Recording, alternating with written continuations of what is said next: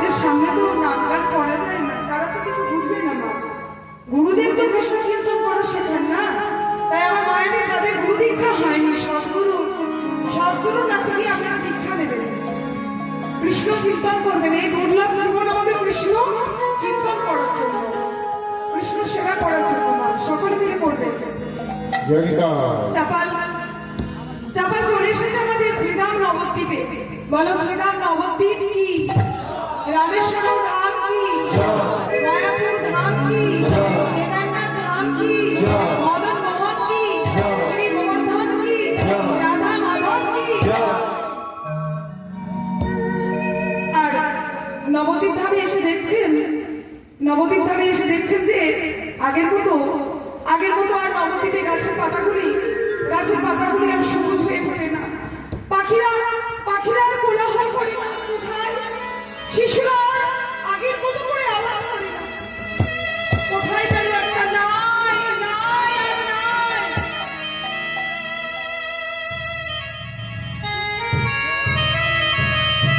নবদ্বীপবাসী এত কেঁদেছে, চোখের জলে নবদ্বীপের রাস্তা সব কর্দমাক্ত হয়ে গেছে।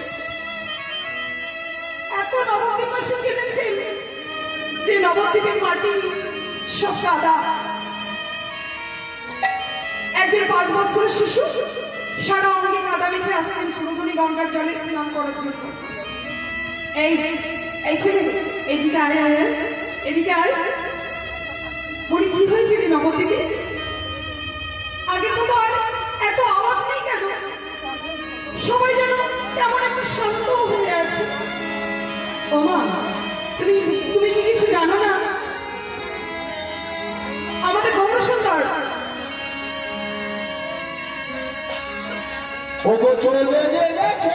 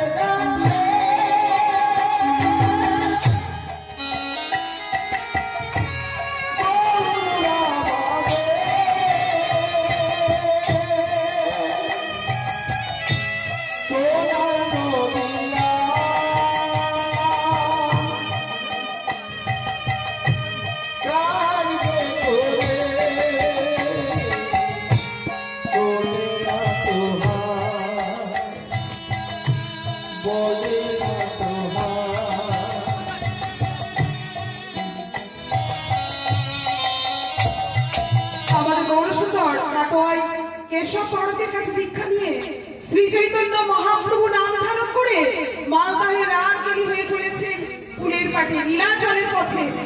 বলো শ্রীকৃষ্ণ চৈতন্য মহাপ্রভু কি, বলো শ্রীকৃষ্ণ চৈতন্য মহাপ্রভু কি, বলো শ্রীকৃষ্ণ চৈতন্য মহাপ্রভু কি। ও গৌর সুন্দর, আমি যে তোমার চরণ পাওয়ার জন্য আসলাম প্রভু, আর তুমি এখান থেকে ছেড়ে চলে গেলে প্রভু। ও গৌর হরি, ও মা, কত শত ভক্তগণ যাচ্ছেন ফুলের পাট দর্শন করেছেন তো আপনারা ফুলের পাট দর্শন করবেন। আমাদের খুব কাছেই ত্রিবেণী প্যান্ডেলের মাঝখানে একটি সঙ্গম, সেই সঙ্গমে আছে ফুলের পাট। আপনারা দর্শন করে আসবেন। পৌষ মাসের একাদশীতে ফুলের পাটের মেলা হয়। তো গৌর সুন্দরগণ এসেছেন এখানে, আর শত ভক্তগণ যাচ্ছে, তাদের পিছনে গড়াগড়ি দিতে যাচ্ছে আমাদের চাপাল গৌর হরিকে দেখার জন্য। আনন্দে ভাসিল সবাই গৌরাঙ্গ দেখিতে, আনন্দে ভাসিল সবাই গৌরাঙ্গ দেখিতে, আনন্দে ভাসিল সবাই গৌরাঙ্গ দেখিতে, আনন্দে ভাসিল সবাই গৌরাঙ্গ দেখিতে।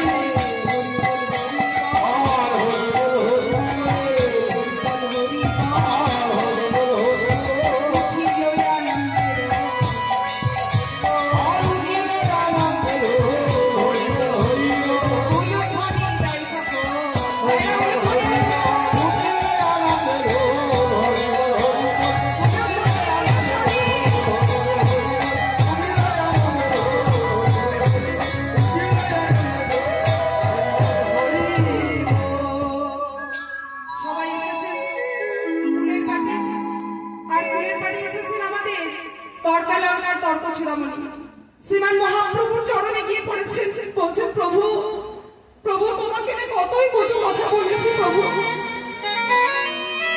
আমরা জানতে পারিনি প্রভু এই কলিকালে তুমিই হলে উদ্ধারের একমাত্র পথ। আমরা বুঝিনি প্রভু।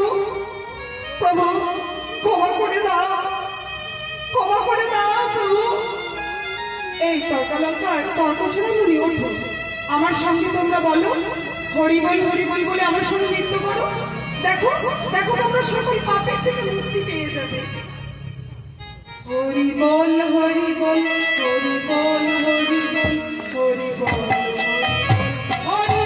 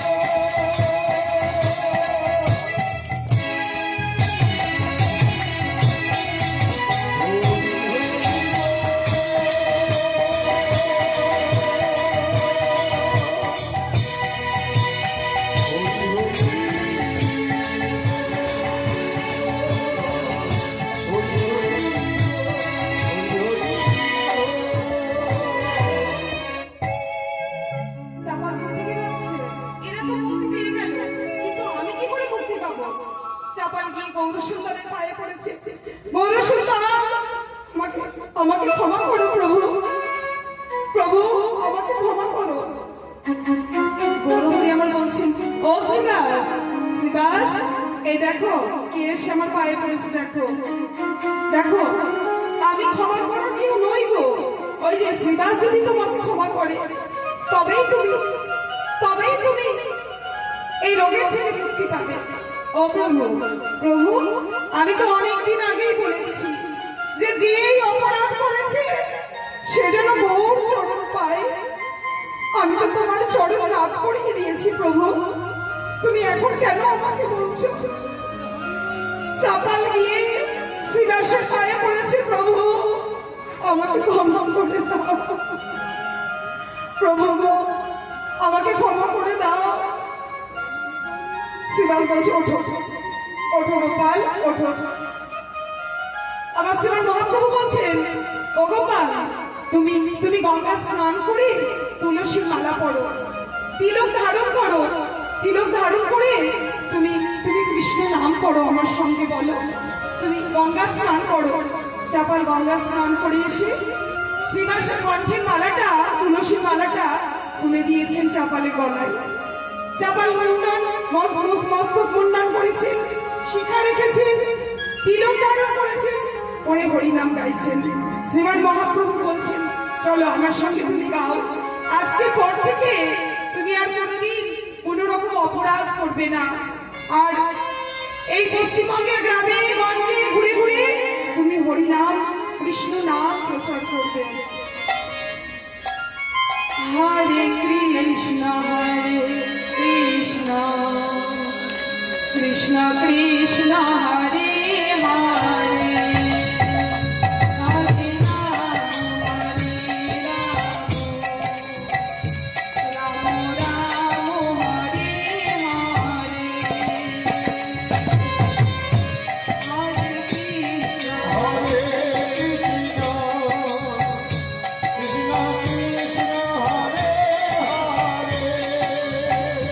Hare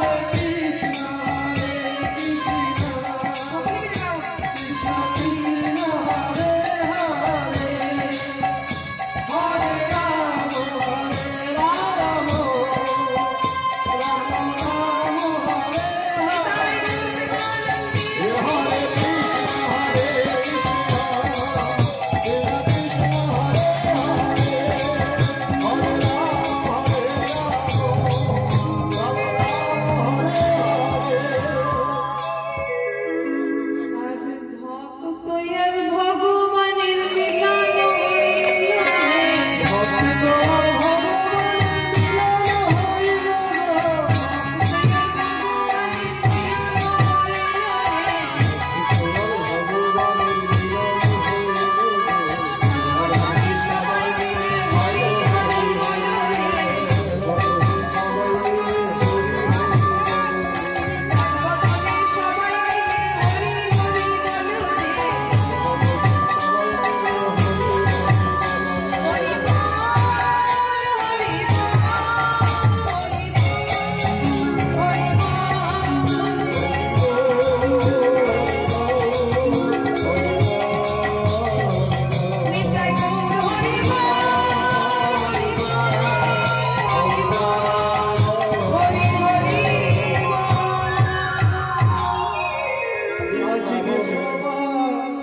ঘুমের সকলে চোখের পাতা খোলা আছে